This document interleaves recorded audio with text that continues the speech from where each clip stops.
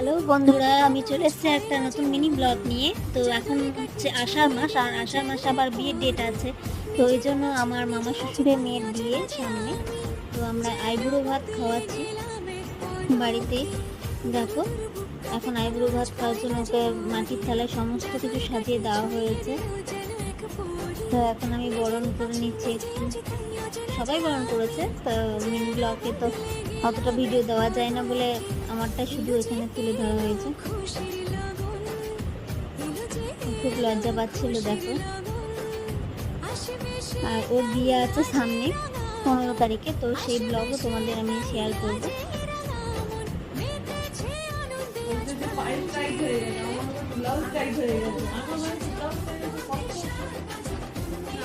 তো ওকে বলা হচ্ছে সমস্তটাই খেয়ে উঠতে হবে, কিচ্ছু ফেলে না যেন, সবগুলো খেতে হবে, যা যা দেওয়া হয়েছে সব খাবার খেতে হবে।